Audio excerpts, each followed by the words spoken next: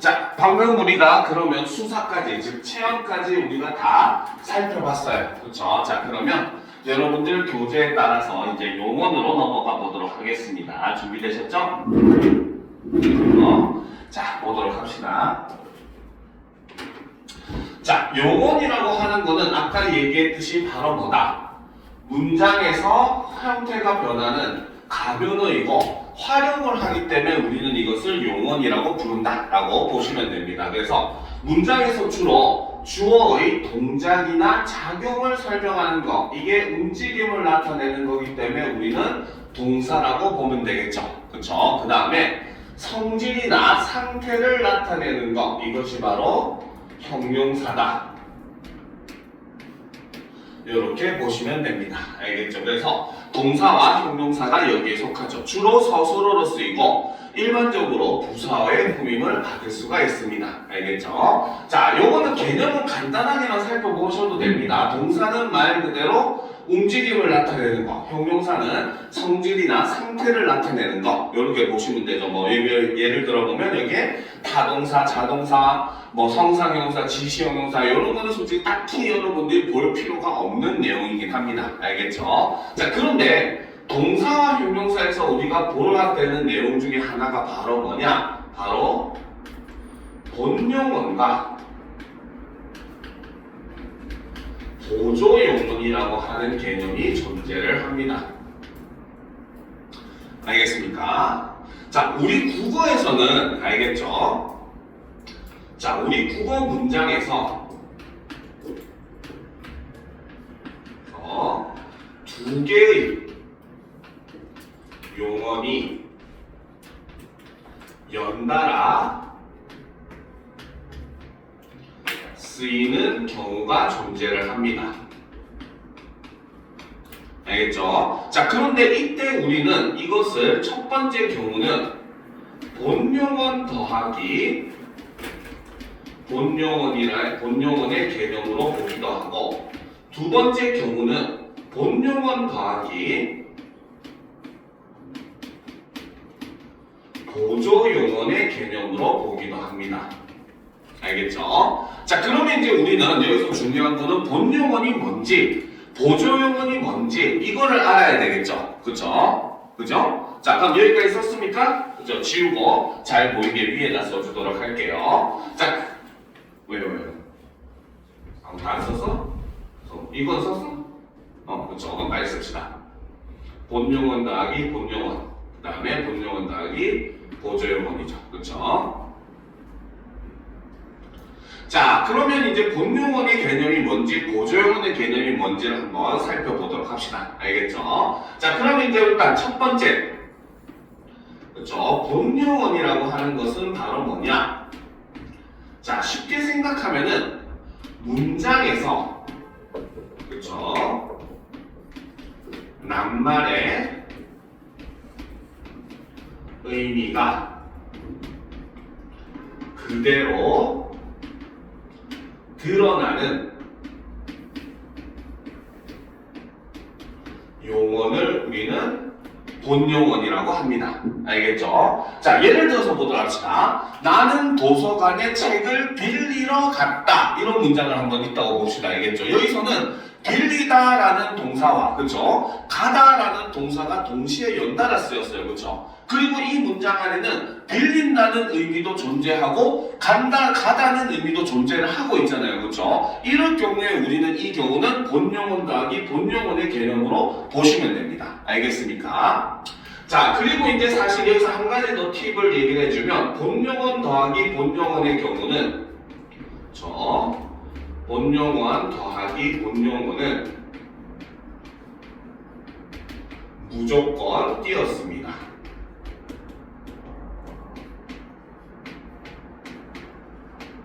알겠습니까? 원래 의미를 다 갖고 있는 녀석들이기 때문에. 알겠죠? 자, 그런데 보조용언이라고 하는 게 존재를 해요. 자, 보조용언 중에는 누가 봐도 보조용언인 경우도 존재를 합니다. 대표적인 게 쉽다.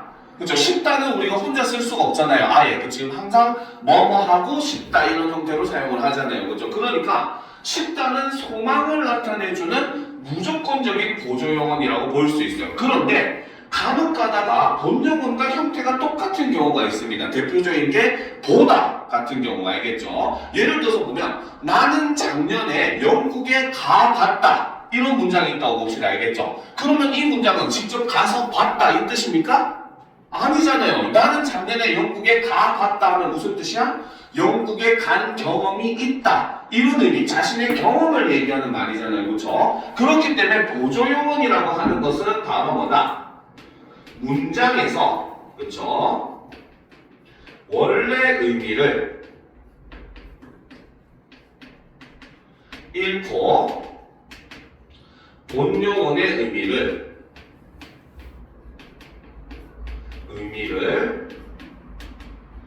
보완해주는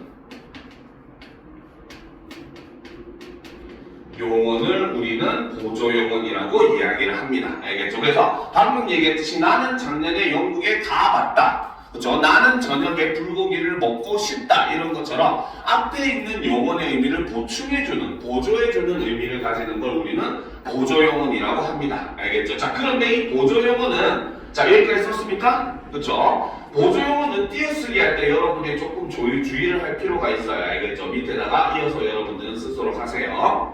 자, 보조용언은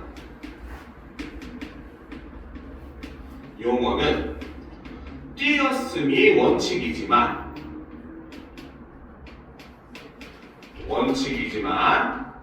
다만 붙여 쓰는 것도 허용합니다.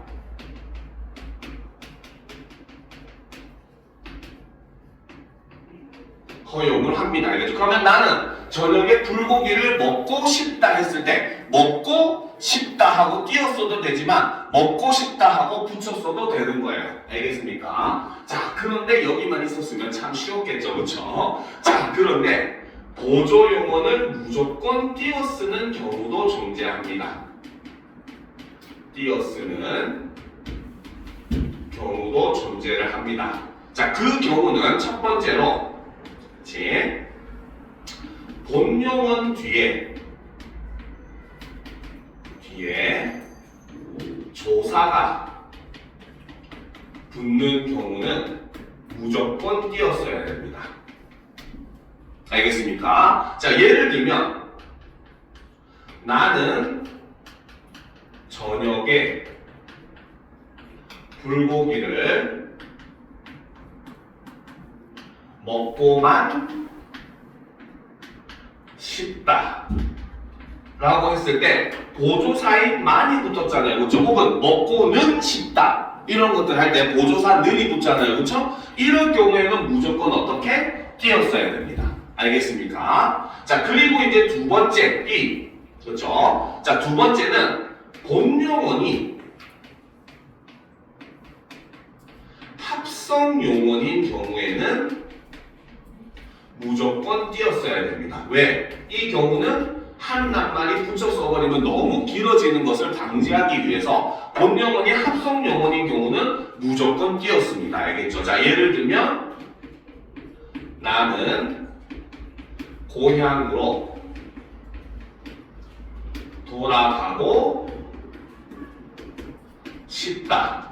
이렇게 얘기했을 때 이 돌아가고라는 말은 바로 뭐다? 돌다와 가다가 합쳐진 합성어. 용언이지만 합성어로 이루어진 용언이잖아요. 그렇죠? 그렇기 때문에 이 경우에는 무조건 띄었어야 됩니다. 알겠습니까? 자, 그래서 여기서 우리는 띄어쓰기까지 공부를 하고 있죠. 그렇죠? 자, 그래서 이렇게 동사와 형용사를 개념할 때 첫 번째 여러분들이 알아둬야 될 거는 바로 본용언과 보조용언의 개념. 그리고 특히 이 본용언과 보조용언 개념은 한글 맞춤법, 띄어쓰기와 연관해서 문제가 나올 가능성이 굉장히 높기 때문에 여러분들은 이런 것까지 같이 알아두면 굉장히 도움이 많이 되겠죠. 그렇죠? 자, 그 다음 동사와 형용사를 할 때 여러분들이 두 번째 필수적으로 알아둬야 될 거는 바로 이겁니다. 바로 동사와 형용사는 활용하는 양상이 다르다. 즉 구분하는 방법, 구분법을 여러분들이 반드시 알아둬야 돼요. 알겠습니까? 자, 그러면 이제 우리는 이걸 한번 보도록 합시다. 동사 어간에는 현재 시제 선어 말음이 니은이나 는이 붙을 수 있지만 형용사 어간에는 아무것도 붙지 않아요. 즉 형용사는 기본형이 현재 시제를 나타냅니다. 알겠습니까? 자, 그 다음 두 번째로 일반적으로 동사 어간에는 현재 시제 관형사형 어미로 는이 붙지만 형용사의 어간에는 니은이 붙는다. 이거 정말 잘못됐어요. 없습니다. 형용사에는 으가 절대 붙을 수 없어요. 알겠습니까? 왜? 형용사는 참 독특한 게 바로 뭐냐면은 니은이 붙을 현재 시제로서 관형사형 어미 니은이 붙잖아요. 그죠? 이때 독특한 게 항상 밑에 어간의 끝에 종성이 있어도 종성이 탈락하고 니은이 붙어요. 예를 들어서 우리가 둥글다 같은 경우도 얘를 관형사형으로 만들면 둥근이 돼요. 니은이 탈락하고 니은이 붙어요. 그렇죠? 빨갛다 같은 경우도 히읗이 탈락하고 빨간 이렇게 됩니다.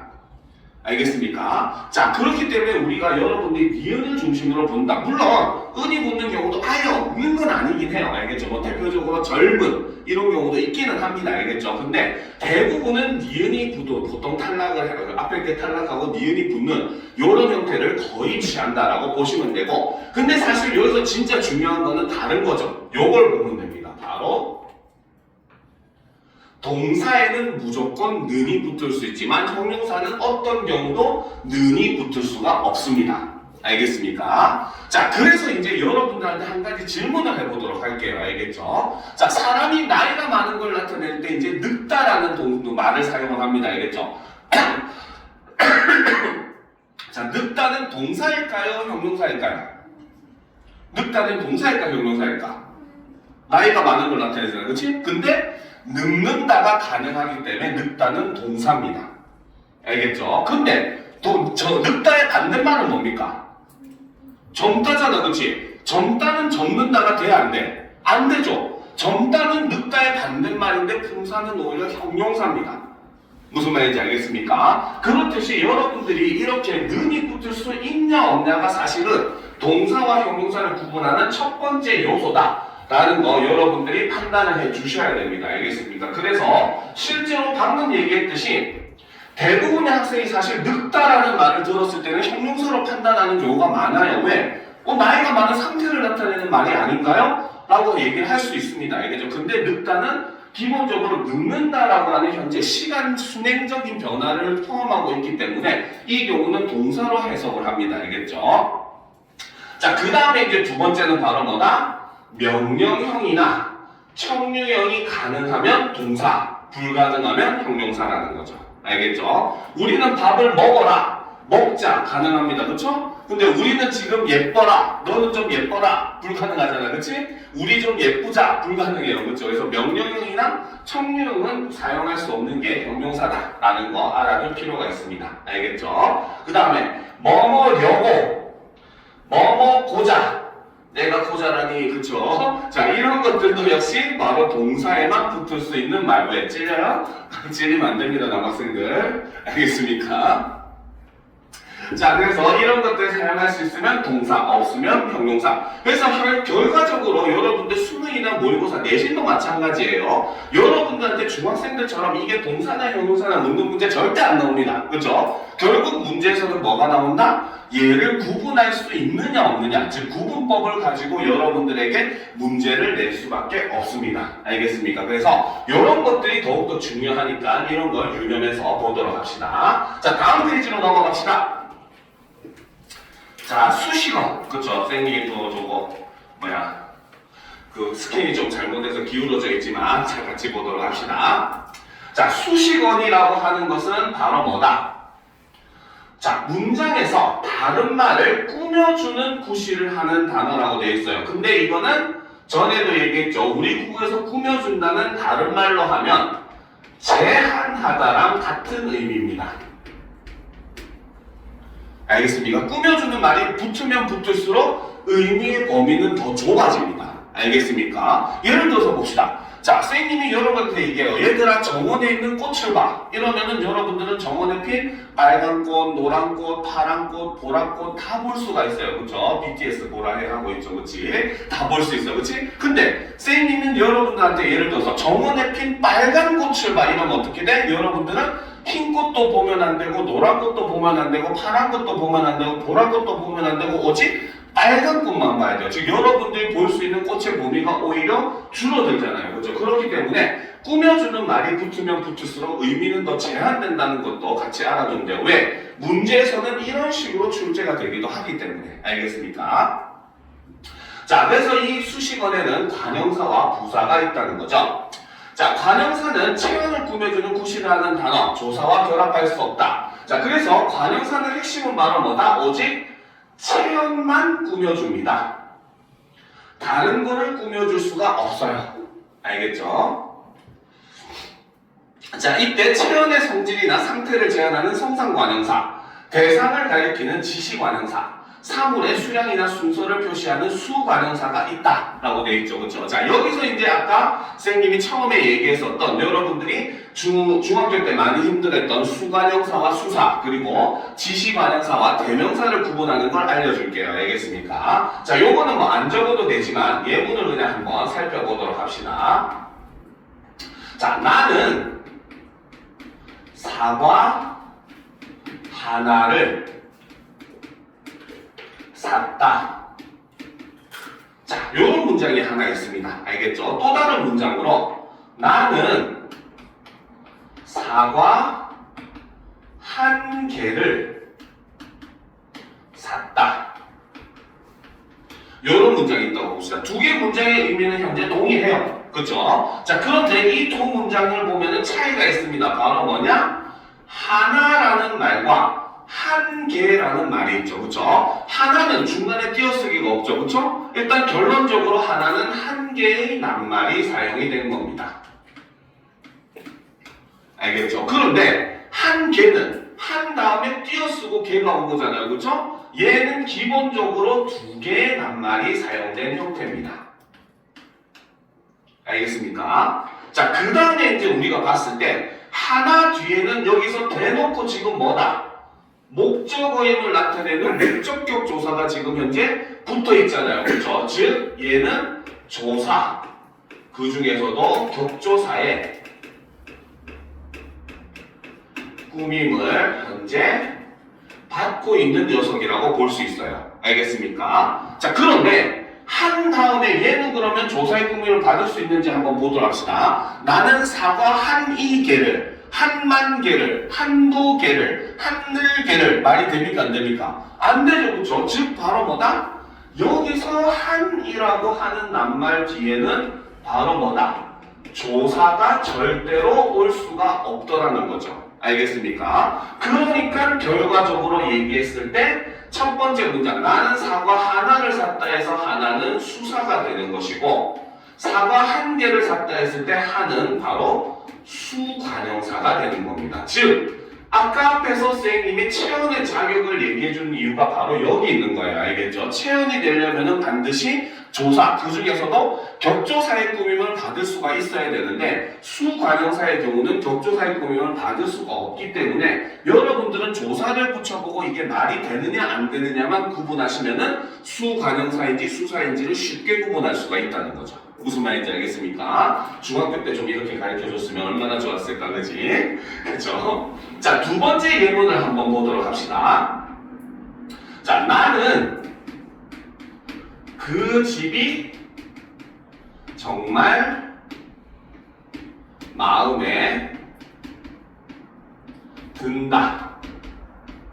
자, 이런 문장이 있다고 보도록 합시다. 알겠죠? 자, 여기서 우리 눈에 띄는 것은 바로 그 집이라는 단어가 있습니다. 알겠습니까? 자, 역시 마찬가지 결론적으로 얘기를 하면은 얘는 지시 관형사입니다. 알겠죠? 자, 일단 우리가 그러면 진짜로 얘가 관형사인지 대명사인지 판단하려면 역시 뭘 붙여보면 된다? 조사를 붙여보면 되겠죠. 그쵸? 나는 그 이 집이, 그도 집이, 그만 집이, 그를 집이. 말 됩니까? 안 됩니까? 안 되잖아요. 그쵸? 얘는 조사가 붙을 수가 없어요.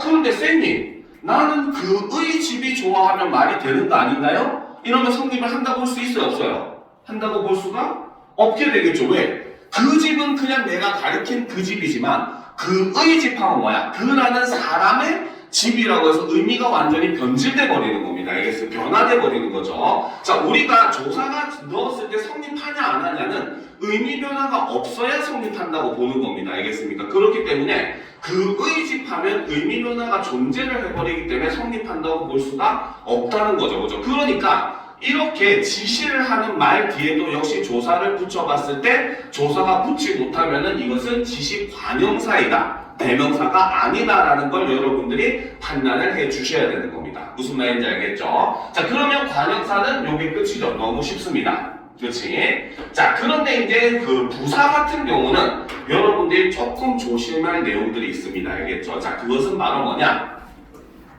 자, 일단 부사는 기본적으로 관형사가 꾸며주지 못하는 모든 걸 꾸며주는 게 바로 부사가 하는 역할입니다. 알겠죠?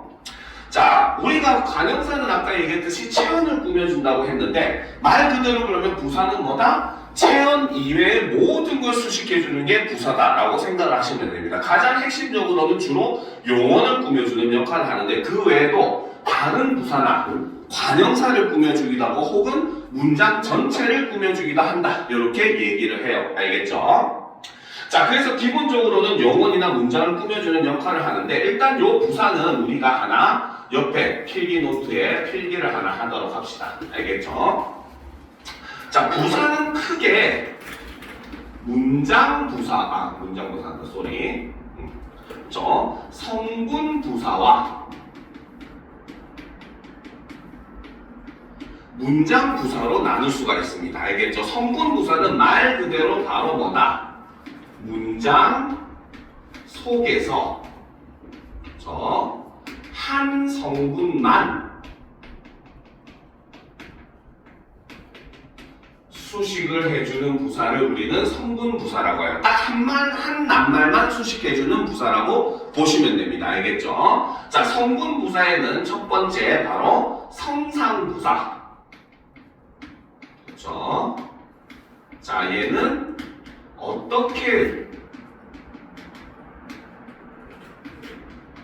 의미로 다른 낱말을 수식해주는 걸 우리는 성상부사라고 합니다. 우리가 일반적으로 알고 있는 부사는 다 성상부사예요. 알겠죠? 철수가 운동장을 달려가는데 어떻게? 빨리 달린다 할 때 이 빨리는 성상부사입니다. 알겠습니까? 자, 그런데 여기서 한 가지 또 조심할 거. 빨리는 부사지만 빠르게는 형용사입니다. 빠르다 기본형을 갖고 있기 때문에 알겠죠? 빨리는 원래 그 자체의 형태가 빨리로 단어가 굳어졌기 때문에 현재는 아예 부사로 인정을 해줍니다. 알겠죠? 자, 그 다음에 이제 바로 뭐다? 예를 들어서 빨리 달리는데 어떻게? 매우 빨리 달린다. 이런 것들 전부 다 성상부사에 해당하죠. 그런데 여기에 성상부사는 한 가지 플러스 바로 뭐다? 음성상징어. 즉 의성어나 의태어가 모두 다 성상부사에 해당합니다. 알겠죠? 그러면 의성어, 의태어 나오면 여러분들은 무조건 부사, 그 중에서도 성상부사 이렇게 생각하시면 됩니다. 알겠죠? 아기가 걷는데 어떻게? 천천히. 그치? 아기가 천천히 걷는데 어떻게? 매우 천천히. 아기가 매우 천천히 걷는데 어떻게? 아장아장. 이런 식으로 해서 우리가 뭡니까? 성상부사의 모습을 확인을 할 수 있다는 거죠. 그쵸? 자, 그 다음에 이제 두 번째가 바로 지시부사. 자, 지시부사는 주로 방향을, 그쵸? 대상을 가리키는 부사인데 주로 방향을 가리킵니다. 바로 이리, 그리, 저리, 이런 것들이 바로 지시부사에 해당하죠. 알겠습니까? 자, 그 다음 이제 세 번째는 바로 부정부사. 우리말에서 부정의 의미를 나타내는 거는 안 부정문하고 못 부정문 두 개밖에 없죠. 그렇죠? 이 안 부정문과 못 부정문이 쓰일 때 부사의 형태로 쓰이는 안, 못 이렇게 형태로 쓰일 때는 짧은 부정문이라고 얘기하는데 이것을 우리는 다 품사로 따졌을 때는 부사로 분류를 합니다. 알겠습니까? 참고로 한 가지 더 알려주면 부정문에는 안, 못 빼고는 없습니다. 우리 국어에서. 알겠죠? 부정의 의미를 가지는 아니다, 없다. 다 부정문 아닙니다. 알겠습니까? 알겠죠? 부정문이 아니다. 이 문장은 부정문이 아닙니다. 알겠습니까? 알겠죠? 헷갈리죠? 자, 여기까지 썼습니까? 그쵸? 자, 그 다음 이제 두 번째. 자, 그 부사 중에는 이렇게 한 개의 성분만을 꾸며주는 놈들도 있지만 문장 전체를 꾸며주는 문장부사라고 하는 것도 존재를 합니다. 알겠죠? 그래서 문장부사는 말 그대로 문장 전체를 수식해주는 부사를 우리는 문장부사라고 해요. 알겠죠? 자, 그런데 이제 이 문장부사에는 다시 두 가지가 있는데 첫 번째는 양태부사가 있습니다.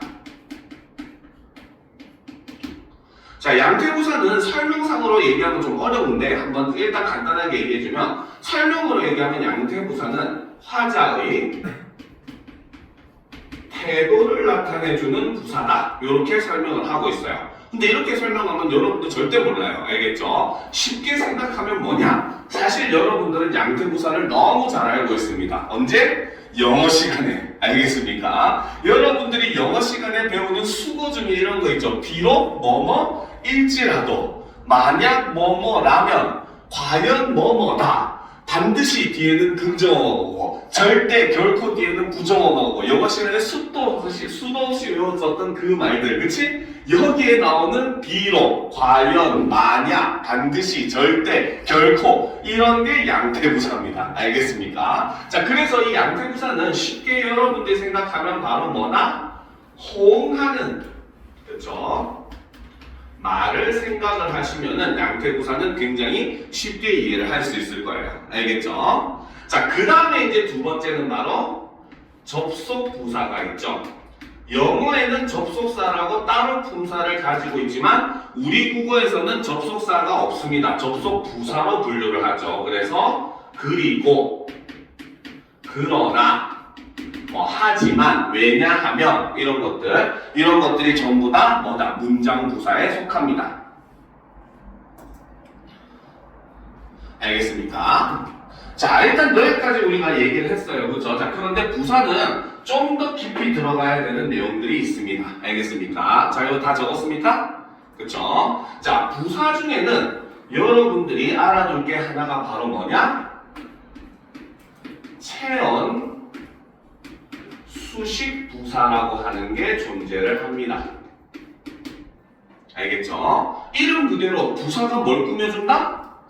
체언을 꾸며주는 거야. 아까 앞에서 체언을 꾸며주는 거 누가 하는 역할이라고 그랬어? 관용사가 하는 역할이라고 했잖아. 그치? 관용사의 역할을 뺏는 나쁜 놈이 존재를 한다는 거야. 그쵸? 참 나쁜 놈이죠. 여러분들 공부를 어렵게 만드는, 그치? 체언 수식 부사는 일단 개념으로 얘기를 하면은 얘는 바로 뭐다? 부사 중에서, 그쵸? 체언을 수식할 수 있는 것들을 우리는 체언 수식 부사라고 합니다. 알겠죠? 자, 그런데 일단 이 체언 수식 부사에 해당하는 것들은 다만, 그쵸? 남의 단지, 그쵸? 오직, 특히, 그쵸? 겨우, 아주, 바로 이런 것들이 있습니다. 알겠습니까? 자, 그러면 학생들은 의문을 가질 수 있어요. 아, 선생님, 괜히 머리 아프게 그냥 쟤네들 관용사로 분류하면 되지 왜 쟤네를 부사로 분류를 합니까? 물어볼 수 있겠죠? 그치? 그죠? 그치? 자, 그런데 자, 예문을 들어줄게요. 알겠죠? 명탐정 코난의 빙의에서 자, 범인은 바로 너야! 라고 했을 때 여기서 바로는 지금 누굴 꾸며준다? 바로 우리말에서는 반드시 꾸며주는 말은 자기보다 뒤에 있는 말만을 꾸며줄 수가 있어요. 알겠습니까? 그렇기 때문에 여기서 범인은 바로 너다 라고 했을 때는 여기서 바로가 꾸며줄 수 있는 건 뒤에 있는 너밖에 없어요. 그죠? 체언을 꾸며주고 있죠. 대명사를. 그치? 그러니까 이때는 체언을 수식한다고 볼 수 있습니다. 그런데 이런 문장도 가능해요. 학원을 마치면은 집에 바로 가거라. 이럴 때 바로는 뭘 꾸며줍니까? 바로 뒤에 있는 동사인 가다라고 하는 동사를 꾸며주고 있잖아요. 그렇죠? 그러니까 쉽게 말해서 체언 수식 부사는 바로 뭐다? 원래는 일반적인 부사처럼 용어는 수식해주지만 간혹 가다가 특별히 뭐다? 체언도 함께 수식해 줄 수 있는 부사다. 이런 개념으로 이해하면은 여러분들이 체언수식 부사에 대한 내용은 쉽게 이해가 될 거예요. 그래서 왜 얘를 부사로 분류하는지 요거를 알 수 있는 겁니다. 알겠습니까? 그래서 얘네도 원래 부사들처럼 용어를 꾸며주는 게 원래 역할인 거죠. 알겠죠? 근데 이제 얘네들은 특이하게 체온도 수식이 가능하다. 이런 개념으로 이해를 하시면 여러분들이 어려울 게 없습니다. 알겠죠? 자, 그리고 이제 그 부사에서 마지막으로 이제 우리가 봐야 될 게 바로 부사의 특징을 볼 필요가 있습니다. 알겠죠? 자, 이 부사라고 하는 거는 우리 국어에서 좀 굉장히 독특한 그런 위치를 차지를 하고 있습니다. 알겠습니까? 자, 이 부사는 수식어이고, 그쵸? 꾸며주는 말이고, 그쵸? 여러 가지 이제 문장 성분으로 친다면 부속 성분에 해당하는 그런 말인데, 이 부사는 아주 독특하게 바로 뭐다? 다른 말과 다르게 비교적 위치가 자유롭습니다. 알겠죠? 알겠습니까? 그쵸? 자, 예를 들어서 한번 보도록 합시다. 자, 나는 그 옷이 너무 마음에 든다. 이런 문장이 있다고 봅시다. 여기서 부사는 우리가 너무라는 걸 알 수가 있겠죠, 일단. 그치? 근데 나는 그 옷이 마음에 너무 든다 해도 의미 변화가 없어요. 알겠죠? 반면에 너무 나는 그 옷이 마음에 든다 해도 역시 의미 변화가 없어요. 그렇죠? 그러니까 지금 이 너무라고 하는 것은 너무가 꾸며주는 든다라는 말보다 앞쪽에만 있다면은 뭡니까? 어느 위치에서도 상관이 없어요. 알겠습니까? 반면에 관형사는 뭐다? 무조건 꾸며주는 체언의 바로 앞에만 쓸 수 있습니다. 알겠습니까? 그렇기 때문에 부사와 관형사의 차이는 첫 번째로 바로 위치적인 면에서 차이가 발생을 한다는 겁니다. 알겠죠? 그래서 부사는 위치가 비교적 자유로워요. 알겠죠? 그런데 자, 이거는 솔직히 여러분들 수능에도 안 나오는 내용이긴 합니다. 절대 나올 리가 없어요. 왜? 너무나 복잡하고 너무나 빡세고 너무나 논란거리가 생길 수 있기 때문에 내용이 나오진 않아요. 알겠죠? 그런데 이게 문제가 나오는 건 혹시나 모르겠지만 여러분들 중에 나중에 그 공무원 시험을 치는 학생이 있을지 모르겠지만 5급 공무원쯤 되면 이런 내용이 나옵니다. 알겠죠? 어떤 내용이 나오느냐?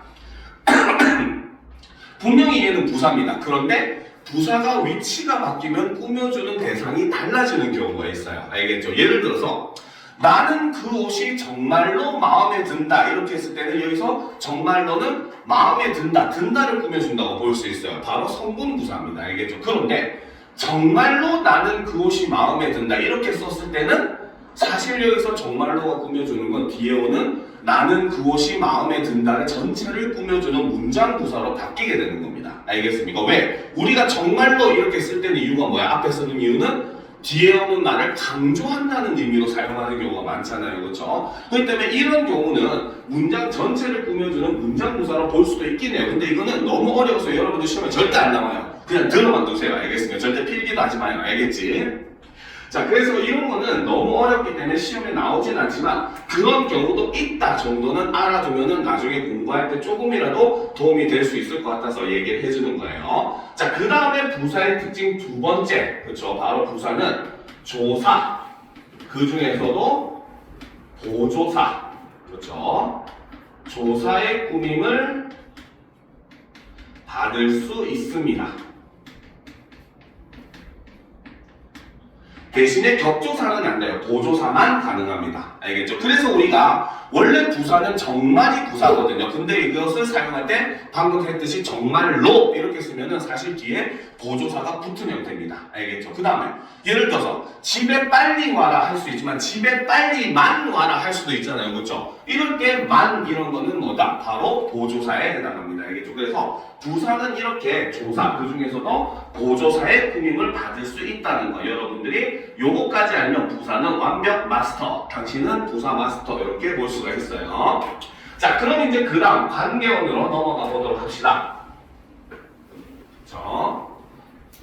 자, 관계원이라고 하는 것은 자, 다른 말의 뒤에 붙어서 그 말과 다른 말과의 문법적 관계를 표시하거나 혹은 특별한 의미를 더해주는 기능을 하는 게 바로 관계어입니다. 그래서 우리 국어에서는 오직 조사만 관계어를 역할을 하고 있습니다. 그렇죠? 자, 그래서 이제 우리가 이 격조사라고 하는 게 존재를 해요. 주격조사는 주어임을 나타내주는 거, 목적격조사는 목적어임을 나타내주는 거, 복격조사는 보어임을 나타내주는 거, 그 다음에 관형격조사는 관형어임을 나타내주는 거, 그쵸? 그 다음에 서술격조사는 서술어임을 나타내주는 거, 혹격조사는 부르는 말, 즉 감탄사처럼 쓰이게 해주는 조사, 이런 것까지 다 있어요. 알겠죠? 자, 그런데 그렇기 때문에 이 우리 국어에서는 이 관계어이 존재를 하기 때문에 영어와는 다르게 문장 성분의 위치가 그렇게 중요하지는 않습니다. 우리 국어에서 문장 성분의 위치와 관련돼서 얘기할 때는 여러분들은 딱 두 가지만 지키면 돼요. 첫 번째, 문장의 메인 소스로는 항상 제일 끝에 온다. 한국어는 끝까지 들어봐야 된다고 하죠. 그렇죠? 그 다음 두 번째, 바로 뭐다? 꾸며주는 말은 반드시 꾸밈을 받는 말보다 앞에 온다. 어려운 말로는 수식어는 비수식어 앞에 온다. 요 두 개만 지키면 우리 국어에서는 문장 순서가 중요하지 않아요. 알겠죠? 예를 들어 봅시다. 나는 말을 탄다 해도 되지만 이거를 주어 목적어의 위치를 바꿔서 말을 나는 탄다라고 해도 우리는 조사가 있기 때문에 문장의 의미가 변화가 없어요. 그지? 근데 영어는 봅시다. I take a horse. 나는 말을 탄다. 그치? 주어와 목적어 위치를 바꿔. A horse takes me. 말이 나를 타는 거야. 그치? 그러니까 의미가 완전히 바뀌어버리잖아요. 그쵸? 그렇기 때문에 우리 국어에서는 이 조사가 있기 때문에 문장 성분의 위치가 다른 언어보다는 덜 중요하게 됩니다. 알겠습니까? 자, 이 조사는 기본적으로 그래서 격조사, 보조사, 접속조사로 나눌 수가 있죠.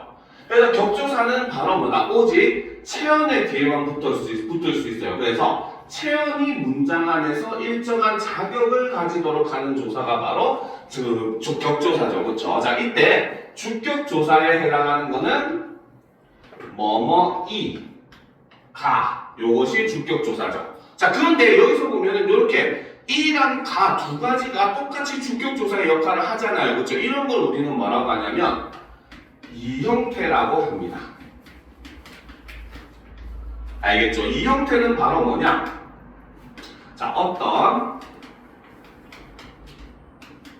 낱말이나 형태소가 그렇죠?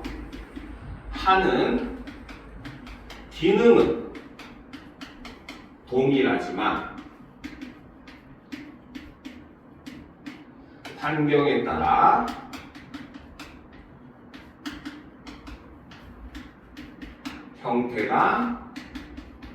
형태를 달리하는 것. 요거를 우리는 이 형태라고 합니다. 그래서 이와 가는 서로 둘 다 주어임을 나타내주는 말이지만 뭡니까? 앞에 받침이 있냐 없냐에 따라서 이가 쓰이기도 하고 가가 쓰이기도 하잖아요. 그러면 이와 가는 이 형태 관계다라고 볼 수 있다는 거죠. 알겠죠? 그래서 어미도 마찬가지야. 아서, 어서 이런 것도 전부 다 이 형태 관계가 되는 겁니다. 알겠죠? 자, 그래서 주격조사는 이가, 그 다음 목적격조사는 뭐가 있습니까? 바로 을, 그쵸? 그 다음에 복격조사는 역시 이 갑니다. 선생님 주격조사랑 형태가 같은데요? 그렇죠. 하지만 보어를 취할 수 있는 소수로는 우리 국어에서는 되다와 아니다밖에 없습니다. 그러면 되다 아니다가 없으면은 이거는 주어, 되다 아니가 있으면 무조건 보어, 이렇게 보시면 돼요. 알겠죠? 자, 그 다음에 이제 서술격 조사에 해당하는 거는 이다. 그쵸? 그 다음 관역격 조사에 해당하는 거는 뭐뭐의. 그쵸? 그 다음에 부사격 조사에 해당하는 건 종류가 많죠. 어디에, 누구에게, 그쵸? 뭐뭐와, 과, 이런 것들 그 외에도 굉장히 많죠. 그 다음 혹격 조사에 해당하는 건 부르는 거죠. 누구야. 그 다음에 누구 높임말은 이시여, 임금이시여 이렇게 하잖아. 그치? 이런 것도 다 부르는 말입니다. 알겠습니까? 그래서 이런 것들 전부 다 혹격 조사라고 볼 수 있어요. 알겠죠? 자, 그러니까 우리 국어에서 체어는 이 격조사가 모든 성분의 형태로 다 존재를 하기 때문에 체어는 모든 성분으로 쓰일 수 있다. 이것도 우리가 볼 수가 있는 내용이라는 거죠. 알겠습니까? 자, 그 다음에 이제 보조사는 체언에도 붙을 수 있지만 아까 얘기했듯이 부사 뒤에도 붙을 수가 있고 그 다음에 용은 어미의 뒤에도 붙을 수가 있습니다. 알겠죠? 여러분들 중학교 때도 고1 때도 배웠을 거예요. 우리말의 높임 표현 배웠죠, 그렇죠? 거기서 상대 높임법 중에 비격식체에 보면 해체랑 헤라체랑 그다음 해여체랑 해체가 있잖아요, 그렇죠? 여기서 해여체 할 때 요가 바로 조사입니다. 알겠습니까? 왜? 해여체에서 요를 빼면 뭐가 되기 때문에 해체가 됩니다. 알겠죠? 조사는 생략해도 말이 성립한다는 특징이 있어요. 알겠죠? 그러다 보니까 해여체에서 요를 빼면 해체로 성립을 하기 때문에 요는 어미로 보지 않고 조사로 보는 겁니다. 무슨 말인지 알겠죠? 그래서 조사의 특징, 요건 하나 적어놓읍시다. 그러면 조사의 특징은 바로 뭐다? 쉽게 생략이 가능하다. 우리는 조사를 빼놓고 얘기해도 문장이 성립해요. 나는 밥을 먹었다 하도 되지만 나 밥 먹었어 해도 문장이 성립을 합니다. 그렇죠? 외국 사람들이 단어만 떠듬떠듬 얘기해도 우리는 알아듣잖아요. 그렇죠? 그 이유가 바로 우리 조사는 쉽게 생략이 되기 때문입니다. 알겠습니까? 그렇기 때문에 우리가 사실 여러분들 중에 혹시라도 국어 국문과에 갈 사람이 있을지 모르겠지만 거의 없겠죠. 그렇죠? 자, 국어 국문과에 가서 여러분들이 문법을 배우면 첫 마디가 그거예요. 지금까지 너희가 배운 문법은 다 잊어라. 그거는 하나의 이론에 불과하다. 이런 얘기를 합니다. 알겠죠? 즉 바로 뭐다? 사실 우리가 조사와 어미가 여러분들 헷갈릴 수밖에 없는 게 두 개의 성질은 너무 비슷해요.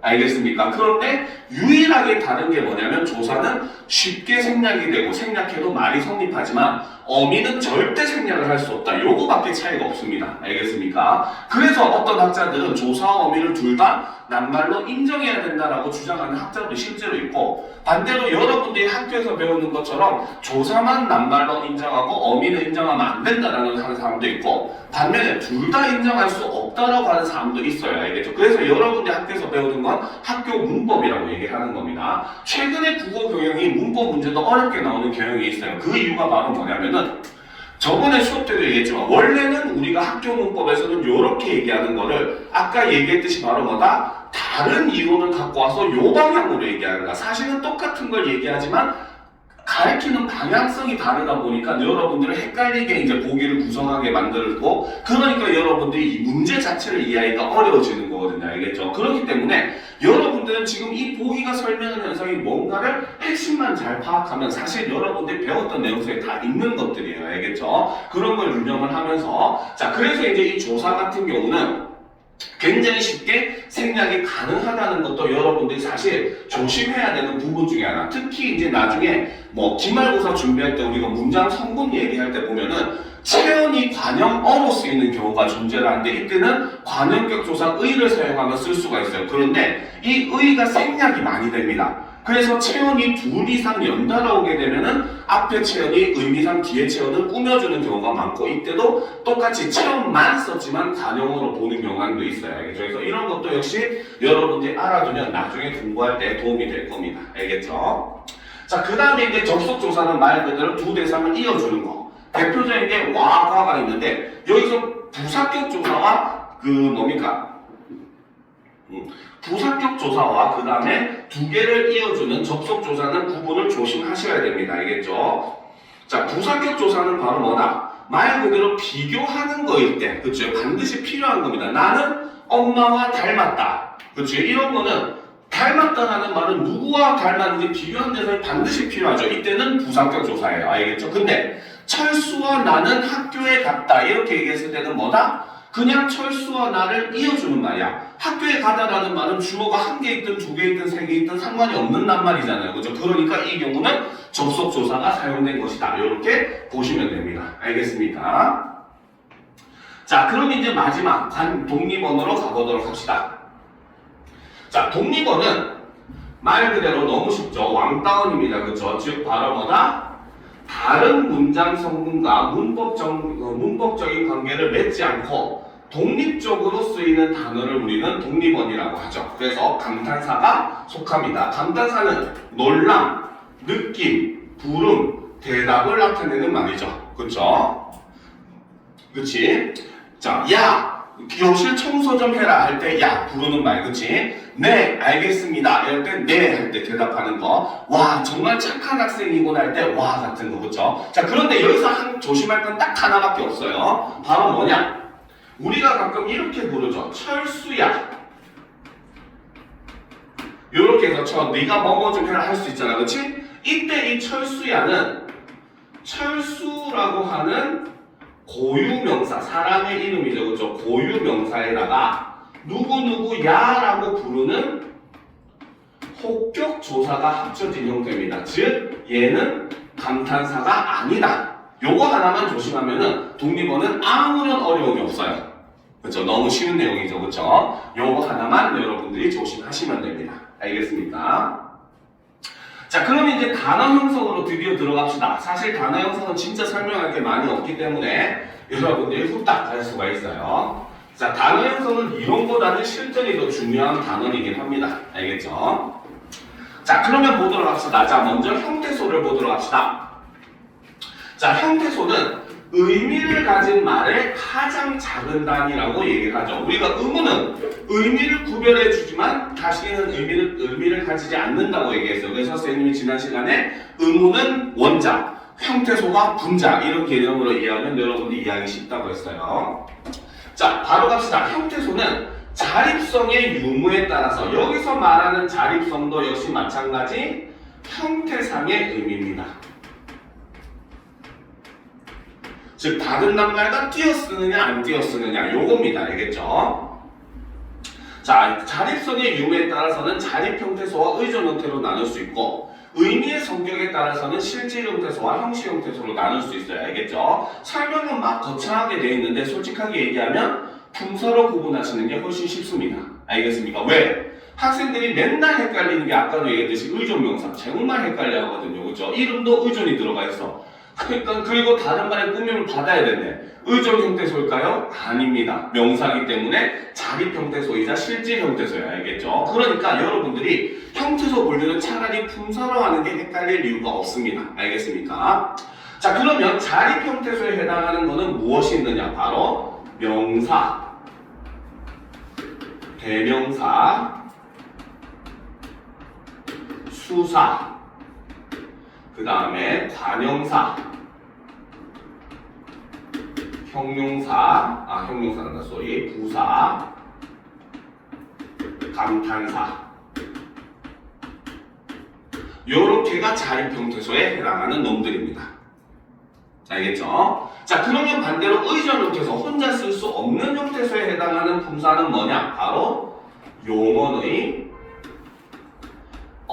간에 해당하는 놈들은 혼자 못 써요. 왜? 아까 얘기했듯이 반드시 어미랑 결합해야만 쓰기 때문에. 알겠죠? 그 다음에 조사, 어미, 접사. 요렇게가 바로 자립 형태가 의존 형태소에 속하는 놈들입니다. 알겠죠? 자, 그러면 이제 의미의 성격에 따라서 실질 형태소는 말 그대로 실질적 의미를, 형식 형태소는 문법적 의미를 나타내는 겁니다. 알겠죠? 이것도 역시 품사로 구분하는 게 편합니다. 자, 실질 형태소에 해당하는 것은 명사, 대명사, 수사, 관형사, 부사, 감탄사. 여기까지는 자립이랑 똑같죠? 그쵸? 여기에 근데 플러스 뭐가 된다? 용언의 간이 포함이 됩니다. 정확하게는 어근의 개념이긴 한데, 그죠? 됐습니까? 자, 그런데 형식 형태소에 해당하는 거는 바로 뭐다? 그래서 용언의 어간이 빠지니까 조사, 어미, 접사. 요것만 형식 형태소에 해당하죠. 그러니까 조사, 어미, 접사가 같이 붙어 다니는 놈들인데 왜 조사만 낱말로 인정하는가에 대해서는 논란이 당연히 많을 수밖에 없습니다. 알겠습니까? 자, 그럼 이제 형태소는 여기서 끝났어요. 그렇지? 자, 그 다음 단어로 가보도록 합시다. 이게 다 적었죠? 지워도 됩니까? 그렇죠? 자, 단어는 자, V에 보면 분리하여 자립적으로 쓰일 수 있는 말이나, 그쵸? 일반적인 명사, 뭐 대명사 이런 것들이죠. 반대로 이에 준하는 말, 이게 붙은 이유가 사실은 조사 때문입니다. 알겠죠? 그래서 조사는 쉽게 뭡니까 떨어질 수 있기 때문에 이에 준한다라고 표현을 하는 거예요. 그래서 또는 그 말에 뒤에 붙어서 문법적 기능을 하는 걸 우리는 단어라고 한다는 거죠. 자, 단어는 기본적으로 어근과 접사로 나눌 수가 있습니다. 어근은 실질적인 의미를 나타내는 것, 접사는 어근에 붙어서 특정한 뜻을 더하거나, 그렇죠? 어근의 뜻을 제한하는 거. 이거 그냥 간단하게 봅시다. 자, 구조에 따라서 분류하는 거. 이제 여기서부터가 사실은 여러분들 중요한 내용들이죠, 그렇죠? 자, 보도록 합시다. 구조에 따라서 분류를 하면 언어는 크게 낱말은 단위어와 복합어로 나눌 수가 있습니다. 알겠죠? 자, 단위어는 그치 오직 바로 뭐다? 하나의 어근만으로 구성된 것을 우리는 단위어라고 합니다. 알겠죠? 단 여기에 접사나 이런 군더더기 요소는 없어야 돼요. 어미가 붙는 건 상관없어요. 용어는 반드시 어미를 취해야 되니까. 알겠지? 그래서 접사가 붙지 않는 오직 순수한 그 뭡니까? 어근 하나로만 이루어진 걸 우리는 단위어라고 하죠. 반면에 합성어는 말 그대로 어근이 어근과 결합된 형태, 어근 더하기 어근의 형태가 합성어입니다. 자, 반면에 파생어는 하나의 어근에 접사가 붙는 형태죠. 어근 더하기 접사. 물론 순서는 접사가 먼저 오기도 합니다. 알겠죠? 자, 일단 이렇게 보시면 돼요. 자, 그런데 이제 우리가 합성어의 내용을 보게 되면은 여기는 고등학교에 맞춰서 통사, 비통사만 나와 있고 사실 설명도 제대로 안 돼 있어요. 알겠죠? 자, 이거에 대해서 선생님이 합성어는 필기를 좀 하도록 합시다. 자, 우리가 합성어라고 하는 것은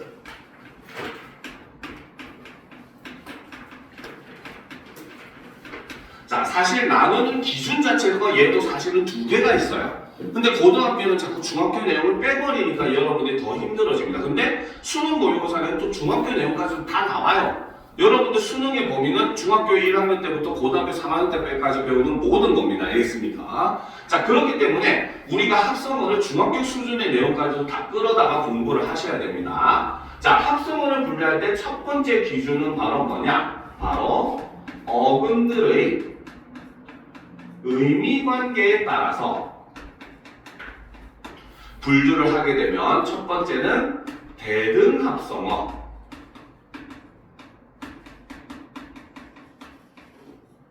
그 외에는 뭐 종속합성어, 융합합성어 있는데 이거 좀 이따 쓰도록 하고. 자, 대등이 무슨 뜻이야? 대등. 서로 힘이 똑같다라는 거죠. 그렇죠? 그래서 대등합성어라고 하는 것은 어근들의 그렇죠? 관계가 대등한 합성어를 우리는 대등합성어라고 얘기합니다. 알겠죠? 자, 그러니까 대등합성어가 되려면 조건이 있는데 기본적으로 어근들의 분사가 동일해야 합니다.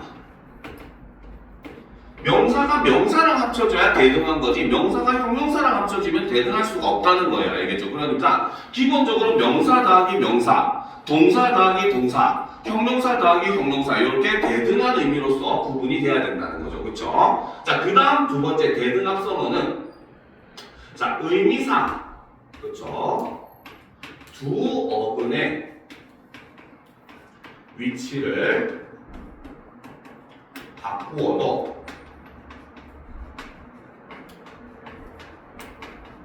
의미가 성립을 합니다. 예를 들어서 우리가 손발 하면 손과 발을 나타내요. 그렇죠? 발과 손 하더라도 의미 변화가 전혀 없잖아요. 그렇죠? 그러니까 이런 것들을 우리가 대등합성어라고 봅니다. 알겠습니까? 예를 들어서 길거리에 사람들이 오간다 할 때 오고 가는 사람들이 동시에 존재하니까 오간다라고 하잖아요. 그렇죠? 그러면 가고 오는 사람이 동시에 존재한다 해도 역시 똑같은 의미잖아요. 그렇죠? 그렇기 때문에 이런 것들을 우리가 대등합성어라고 얘기를 하는 겁니다. 알겠습니까?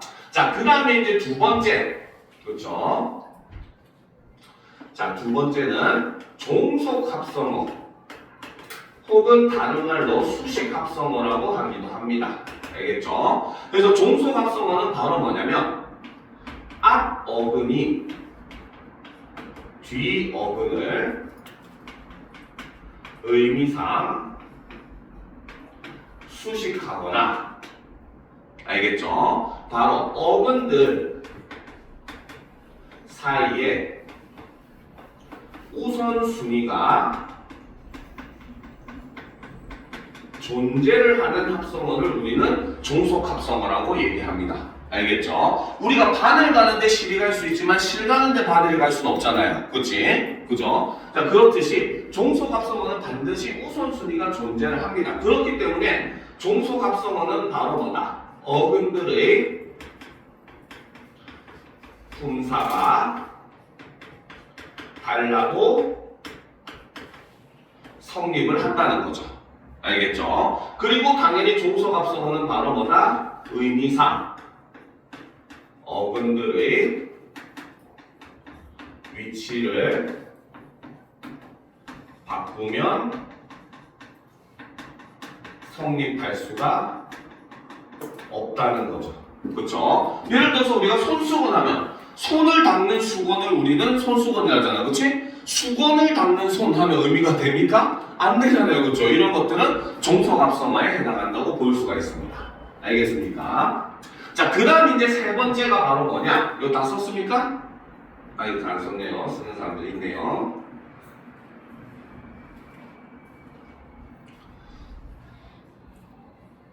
자, 다 적었죠? 그치? 자, 그 다음 이제 세 번째가 의미 관계를 따라서 분류를 하면은 마지막 세 번째는 바로 대등합성, 대등이란다, 소리. 융합합성어가 존재를 합니다. 그렇죠? 융합이 무슨 뜻입니까? 융합, 핵융합 하잖아, 그렇지? 핵융합이 일어나면 바로 뭐다? 두 개의 원소가 분자가 합쳐졌는데, 그렇죠? 이것들이 뭐야? 아예 분자나 원자의 배열 자체가 바뀌어서 완전히 다른 물질이 됐을 때 우리는 융합이라고 얘기를 합니다. 알겠죠? 두 개를 그냥 섞는 건 혼합이라고 하죠. 그렇죠? 융합이라고 하는 건 아예 성질이 달라지는 걸 융합이라고 합니다. 즉, 바로 뭐다? 어근들이 원래 뜻을 잃고 새로운 의미를 획득하는 이러한 합성어를 우리는 융합합성어라고 얘기합니다. 알겠죠? 자, 예를 들어서 가시방석. 진짜 가시가 돋아있는 방석이야? 아니잖아. 그치? 뭐야? 심리적으로 불편한 자리를 우리는 가시방석이라고 표현을 하잖아요. 그치? 자, 나는 밤낮으로 열심히 공부했다. 지금 밤과 낮에만 공부한 거야? 아니잖아. 말 그대로 하루 종일 아침도 있고 저녁도 있지만 의미의 범위가 넓어져 버린 거죠. 그렇죠? 이런 것들. 자, 그 다음 춘추, 봄춘자와 가을 춘자를 쓰는데 이게 나이를 높여서 부르는 말이에요. 그래서 어른들 보면 올해 춘추가 어떻게 되십니까? 이렇게 물어보거든요. 이런 것들은 전부 다 뭐다? 원래 의미를 완전히 잃고 완전히 처음부터 산계의 단어인 것처럼 새로운 의미를 가지는 걸 우리는 융합합성어라고 얘기합니다. 알겠죠? 이거는 중학교 때의 개념이죠. 이제 두 번째, 고등학교의 개념이 등장합니다. 그렇죠? 자, 바로 뭐다? 바로 국어의 일반적인 단어 형성 규칙에 부합하는가에 따라서 나눌 수가 있어요. 알겠죠? 그렇게 나누면은 첫 번째가 바로 통사적 합성어. 통사적 합성어는 말 그대로 바로 뭐다? 일반적 단어 형성법의 형성 규칙에 맞는 합성어를 우리는 통사적 합성어라고 합니다. 알겠죠? 자, 그러면 이것과 반대되는 게 바로 비통사적 합성어겠죠? 합성어겠죠? 자, 그러면 비통사적 합성어는 뭐라고 설명할 수 있다? 일반적인 단어 형성 규칙에 맞지 않는 합성어라는 거죠. 그죠? 개념은 이렇게 보면 정말 쉽습니다. 알겠습니까? 자, 그러면 우리는 여기서 진짜 알아야 될 건 뭐겠어요? 뭘 알아야 돼? 바로 국어의 일반적인 단어 형성 규칙이 뭔가를 알면은 통사적이냐 비통사적이냐 쉽게 구분할 수 있을 거 아니에요, 그쵸? 그치? 그것만 알면 되는데 학교에서 쓸데없이 어렵게 가르쳐주죠, 그치? 자, 그러면 우리는 국어의 일반적인 단어 형성 규칙은 뭔지를 당연히 알아보는 게 더 중요하겠죠. 자, 그러면 이 부분은 더 중요하니까 이 부분을 필기를 하도록 합시다. 자, 바로 국어의 일반적 단어 형성 규칙 혹은 원리라고 해도 같은 말입니다. 자, 요거는 크게 세 가지를 볼 수가 있습니다. 알겠습니까? 자, 첫 번째로 그렇죠? 자, 단어가 합성할 때의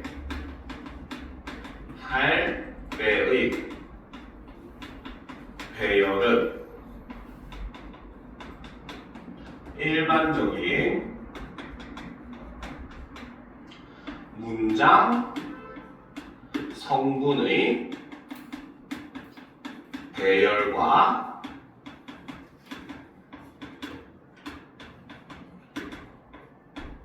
동일합니다. 알겠죠? 즉 원래는 문장처럼 이렇게 배열된 것이 합성어가 되는 경우도 사실 굉장히 많다는 겁니다. 알겠죠? 그러니까 그런 낱말들이 합성을 할 때는 뭐다? 문장 순서를 그대로 지켜야 된다는 겁니다. 알겠죠? 자, 예를 들어 보도록 합시다. 예를 들어 설명하는 게 더 쉽겠죠? 자, 우리가 선생님이 항상 하는 말 힘들다 이런 말 하면 안 되는데, 그치? 힘들다라는 말은 어떻게? 사실은 힘이 들다라고 해서 바로 뭐다? 주어 더하기 서술어의 형태라는 거죠. 알겠습니까? 우리 국어에서는 주어와 서술어가 위치하게 되면 뭐야? 주어가 먼저 오고 서술어가 뒤에 오잖아요. 그렇죠? 그 다음 예를 들어서 본받다.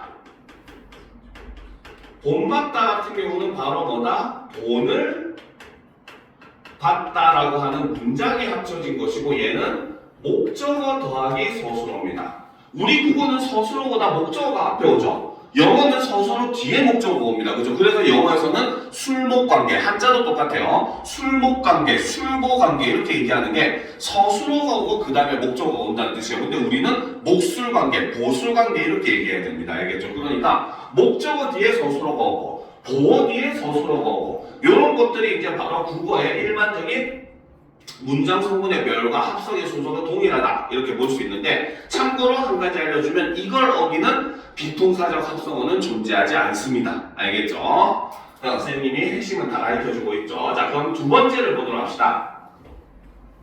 자, 두 번째 명사 더하기 명사. 그렇죠? 그 다음 관형사가 꾸며줄 수 있는 게 뭐였어? 체언이잖아요. 그러니까 관형사와 명사가 합쳐지는 것도 가능한 겁니다. 그렇죠? 그 다음에 관형사 더하기 관형사.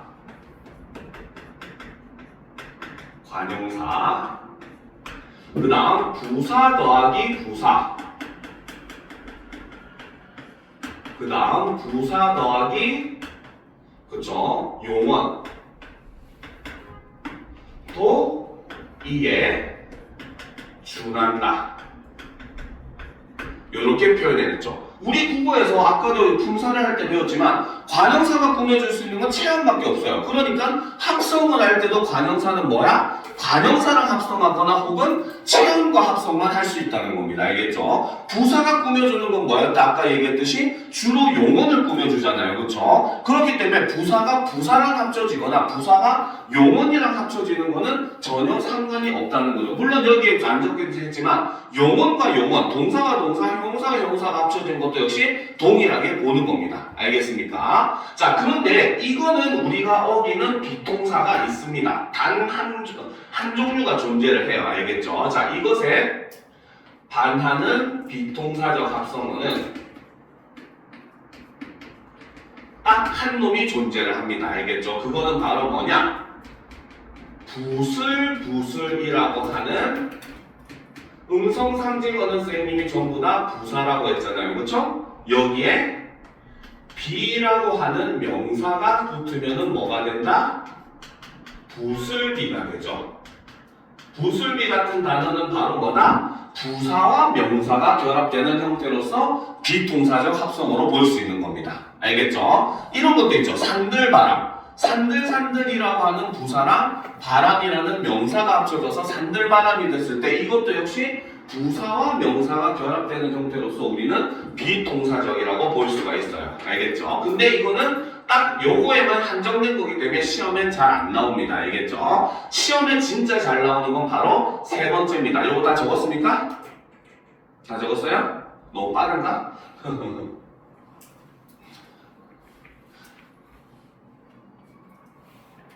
자, 진짜 시험에 잘 나오는 건 요 세 번째니까 세 번째 걸 한번 살펴보도록 합시다. 다 적었죠? 그쵸? 자, 그럼 봅시다. 세 번째는 바로 뭐냐?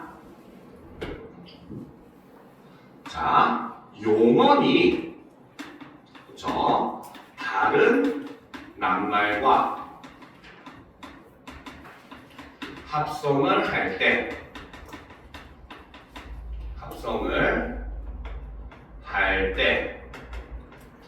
특히 용언이 앞에 오는 경우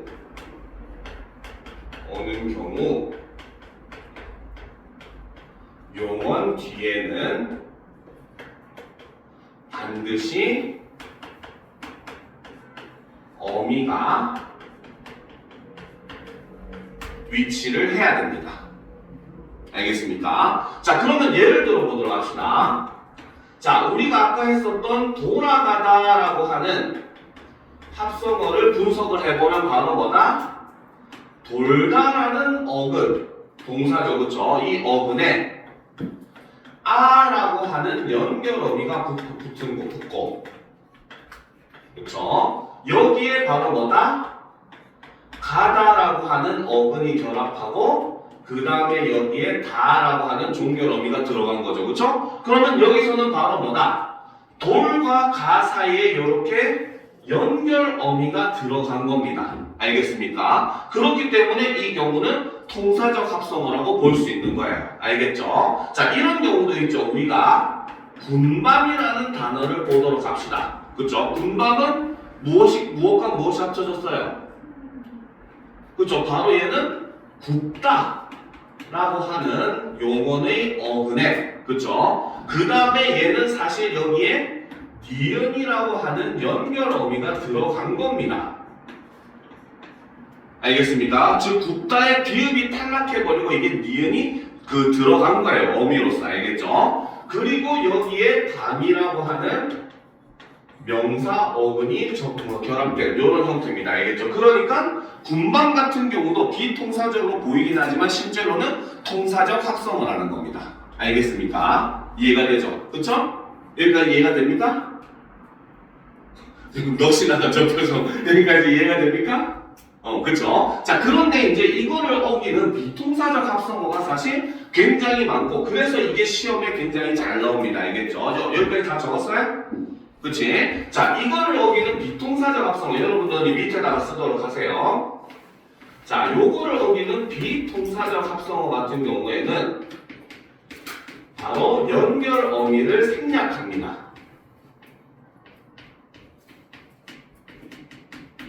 알겠습니까? 자, 예를 들어 보도록 합시다.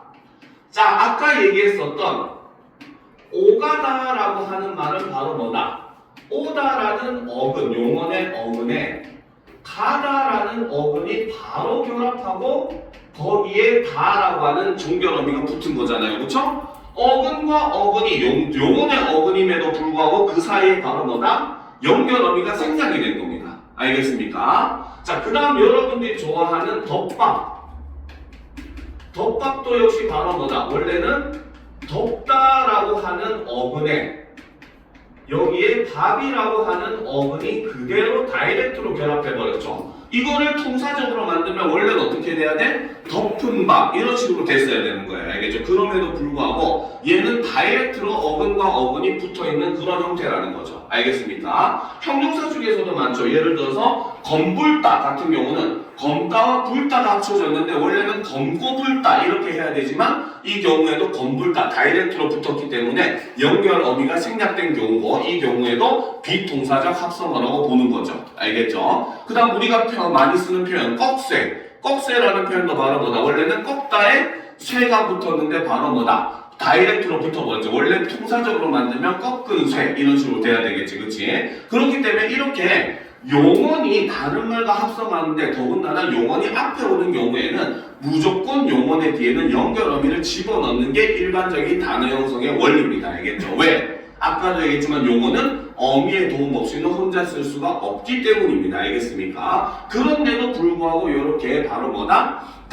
용어이 다른 말과 다이렉트로 붙어버리는 이런 경우는 우리는 비동사적으로 보고 그래서 시험에도 제일 자주 나오는 내용이에요. 알겠습니까?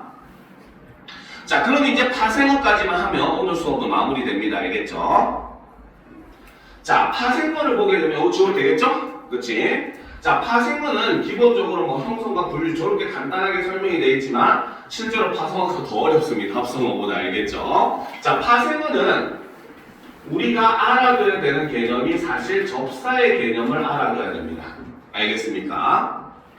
자, 접사를 일단 분류를 하는데 접사도 역시 분류하는 기준이 사실은 두 개예요. 알겠죠? 자, 첫 번째는 접사의 위치에 따라서 나누게 되면 첫 번째 접두사 머리 두자를 쓰죠. 그쵸? 얘는 바로 뭐다? 어근의 앞에 붙는 접사를 우리는 접두사라고 합니다. 알겠습니까? 자, 반면에 접미사 얘는 꼬리 밑자를 쓰죠. 얘는 어근의 뒤에 붙는 접사를 우리는 접미사라고 합니다. 이거는 중학교 개념이죠. 알겠습니까? 자, 여기도 지금 딱 그렇게만 나와 있어요. 그치? 근데 고등학교 개념에 들어가면 한 가지가 더 나옵니다. 바로 접사의 역할에 따라서 분류를 할 수가 있어요. 알겠죠? 자, 역할에 따라 분류를 하면 첫 번째, 한정적 접사. 자, 한정한다, 제한한다가 무슨 뜻이라고 했다? 수식해준다는 같은 의미라고 했어요. 그렇죠? 그래서 한정적 접사라고 하는 것은 바로 뭐냐? 어근의 특별한 의미를 더해주는 접사가 바로 한정적 접사입니다. 알겠죠? 자, 여기서 참고로 얘기해주면은 접두사의 99.9%는 한정적 접사입니다. 접두사는. 알겠죠? 딱 한 놈. 휘만이 뭡니까? 즉, 나중에 나오는 지배적 접사입니다. 알겠죠? 휘는 문장의 성질을 바꿔줘요. 알겠죠? 우리가 날리다 하면 뭐야? 무엇이, 그러니까 태극기가 바람에 날리다에서 두 자리 서술어요. 알겠죠? 근데 휘날리다 하면 태극기가 휘날린다 해서 한 자리로 바뀝니다. 알겠습니까? 그래서 휘만이 오직 지배적 접사고 접두사는 99.9% 전부 다 한정적 접사에 해당해요. 알겠죠? 자, 그런데 이제 두 번째가 바로 방금 얘기했던 지배적 접사. 지배적 접사는 바로 뭐다? 어근의 성질이나 품사를 변화시켜주는 그러한 접사를 우리는 지배적 접사라고 얘기합니다. 알겠죠? 그래서 지배적 접사는 아까 접두사에는 휘 같은 한정적으로 굉장히 존재를 하고 접미사의 경우는 두루두루 존재해요. 비율로 따지면은 접미사는 한정적 접사가 3, 지배적 접사가 7, 요 정도 비율 정도 된다고 보시면 됩니다. 알겠습니까? 자, 그래서 이제 여러분들이 고등학교 1학년 때 배웠던 피동 표현, 사동 표현 할 때 나오는 피동접사, 사동접사가 대표적인 지배적 접사에다가 접미사에 해당하죠. 그쵸? 그 다음에 그 외에도 이제 보통 품사를 바꿔주는 거. 머리를 베다 할 때 쓰는 베다가 명사가 되는 베개 같은 개도 지배적 접사에 해당하죠. 그쵸? 그지? 자, 그 다음에 이런 거 얘기하죠. 그런데 사실 이 부분에서 여러분들이 진짜 조심해야 되는 거는 바로 뭐냐? 자, 바로 요거까지만 하고 오늘 수업 마무리하도록 합시다. 진짜 여러분들 실제 수능에 3년 전인가 나온 적이 있는 문제예요. 알겠죠? 자, 여러분들이 진짜 조심해야 되는 건 바로 뭐냐? 접사와 전성 어미의 구분을 조심해야 됩니다. 특히 이 중에서 접사 중에서는 지배적 접사, 아예 품사를 바꿔주는 접사랑 품사가 바뀐 척하게 만들어주는 전성 어미를 구분할 줄 알아야 돼요. 알겠습니까? 자, 그러면 개념부터 다시 잡고 넘어갑시다. 자, 먼저 첫 번째 전성 어미는 말 그대로 발어거나 가변어가 그렇죠? 마치 다른 성분처럼 쓰일 수 있게 해주는 어미를 우리는 전성어미라고 이야기를 합니다. 알겠습니까? 빨간색 아니구나. 자, 됐죠? 자, 근데 여기서 우리가 핵심이 하나가 있어요. 알겠지? 자, 개념의 설명을 잘 보셔야 됩니다. 여기서 보면 마치 다른 성분처럼 쓰일 수 있게 해준대요. 알겠습니까? 그 말은 다른 성분이 됐다 안 됐다? 안 됐다는 뜻입니다. 즉 얘는 바로 뭐다? 즉 어근의 성질 변화 혹은 품사 변화는 존재하지 않는다는 뜻입니다.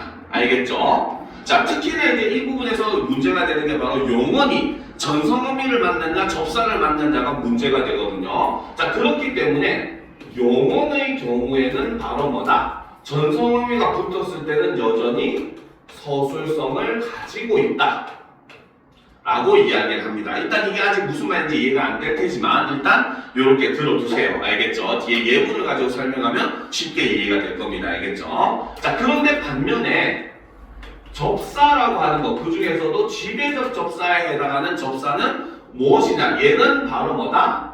어근의 성질, 즉 아예 품사조차도 그쵸? 를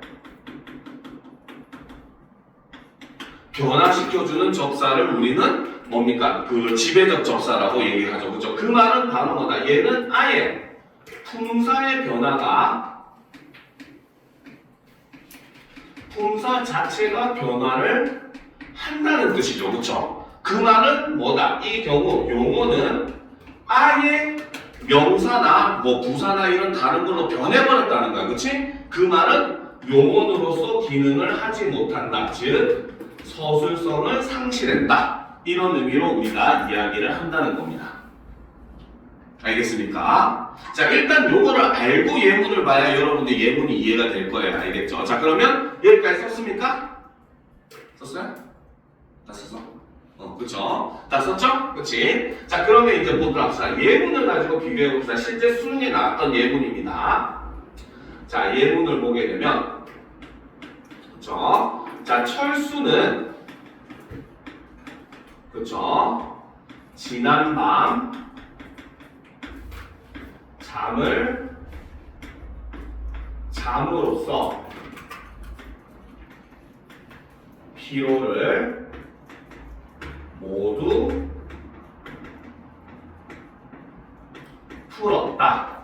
자, 이런 문장이 있다고 한번 보도록 합시다. 알겠죠? 자, 이 문장에서 눈에 띄는 게 바로 잠이라고 하는 단어가 2번 사용이 됐어요. 그치? 자, 그리고 얘를 분석을 해보면은 둘 다 뭐다? 그쵸? 둘 다 분석을 해보면은 자다라고 하는 동사의 어근에 미음이라고 하는 접사인지 어민지 모를 놈들이 붙어있는 거죠. 그쵸? 뒤에 있는 잠도 역시 마찬가지 자다라는 어근에 미음이라고 하는 접사인지 어근인지 모를 놈이 붙어 있습니다. 알겠죠? 자, 이때 결과론적으로 먼저 얘기를 해준다면은 앞에 있는 잠의 네모는 접사고 뒤에 있는 잠의 네모는 어미입니다. 알겠습니까? 그럼 이제 우리는 이걸 어떻게 구분하는지를 한번 보도록 합시다. 알겠죠? 자, 철수는 지난 밤 잠을 잠으로써 피로를 모두 풀었다라는 문장이 있습니다. 그렇죠? 이 문장을 2개로 나누어 봅시다. 2개로 나누면 어디에서 끊을 수 있다? 바로 철수는 잠을 잤다. 그쵸? 그래서 철수는 피로를 모두 풀었다. 이렇게 나눌 수가 있겠죠. 그러면 이 문장을 2개로 나누면 철수는 지난밤 잠을 잤다. 그쵸? 자, 그리고 생략된 거. 그럼으로써 철수는 피로를 모두 풀었다. 자, 이렇게 두 개의 문장으로 나눌 수가 있는 모습 볼 수 있을 겁니다. 이해가 되죠? 그렇죠? 이렇게 왜 나눠줬는지 알겠죠? 그렇죠? 자, 그러면 이제 우리가 이제부터 비교를 한번 해보도록 합시다. 알겠죠? 자, 앞에 있는 잠이라고 하는 낱말은 문장을 두 개로 나누었음에도 불구하고 여전히 어때? 똑같은 형태로 사용이 되고 있습니다. 알겠습니까? 자, 그런데 뒤에 있는 잠을 보니까 어때요? 뒤에 있는 잠은 문장이 풀어지니까 오히려 어떻게 됐다? 잠을 잤다라는 서술어로 변화를 해버렸어요. 무슨 말인지 알겠습니까? 자, 그럼 여기서 한 가지 더 질문해 봅시다. 철수는 지난밤 잠을 잤다라는 문장을 앞에 있는 잠을 서술어로 하는 두 개의 문장으로 나눌 수 있을까요? 없을까요? 나눌 수가 없겠죠. 그쵸? 그치? 그 말은 바로 뭐다? 얘는 아예 품사가 바로 뭐다? 동사에서 명사로 품사 자체가 변화를 했다는 뜻입니다. 무슨 말인지 알겠습니까? 그러니까 앞에 있는 잠 할 때 요 미음은 바로 뭐다? 요 미음은 접사가 된다는 거예요. 품사 변화를 일으켰으니까. 알겠죠? 자, 그런데 뒤에 있는 잠은 방금 얘기했듯이 바로 뭐다? 문장으로 나눴더니 서술어로 사용이 되고 있잖아요. 그쵸? 그죠? 그 말은 바로 뭐다? 얘는 여전히 동사로 기능을 하고 있다라고 볼 수가 있고, 그 말은 얘는 여전히 바로 뭐다? 서술성을 가지고 있다. 반면에 앞에 거는 서술성을 품사가 아예 변해버렸기 때문에 잃어버렸다. 이렇게 볼 수 있다는 거야. 그치? 그러니까 뒤에 있는 네모가 미음 같은 경우는 바로 뭐다? 여전히 서술어로서 동사로서 작용을 하고 있기 때문에 이 경우에는 바로 뭐다? 전성 어미이다. 이렇게 볼 수 있다는 거죠. 그래서 설명을 하기 위해서 일부러 좀 돌아 얘기했지만 결국 핵심은 하나예요. 바로 뭐다? 이 서술어가 전성음인지 접사인지 모를 것을 만났을 때 얘가 뭡니까? 두 개의 문장으로 풀어져서 거기서 서술어로 기능을 여전히 할 수 있으면 얘는 뭡니다? 그 전성음이라고 볼 수 있어요. 품사가 변하지 않았다는 거예요. 그렇죠? 그런데 방금 앞에 있는 잠처럼 얘를 서술어로 풀어낼 수가 없어. 얘는 그냥 여기서 그냥 그대로 명사로 사용이 되었다고 그렇게 볼 수 없는 경우에는 이때는 바로 뭐다? 접사가 붙어서 서술성을 잃어버렸다. 이렇게 보시면 되는 겁니다. 무슨 말인지 알겠죠? 자, 오늘 수업은 여기까지 하도록 하겠습니다. 오늘 한 것 중에 다른 거 궁금한 거 있습니까? 저 나중에 이제 궁금한 거 있으면 클리닉 때도 언제든 복습하고 질문하시면 됩니다. 알겠습니까? 그럼 다음 시간에 아까 얘기했듯이 바로 뭐다? 뒤에 남아있는 외래어 표기법, 로마자 표기법, 그 다음에 단어의 의미관계 요거 간단하게만 살펴보고 문제풀이 위주로 우리가 수업을 나가도록 하겠습니다. 알겠죠? 다들 수고하셨습니다. 다음 주에 봅시다.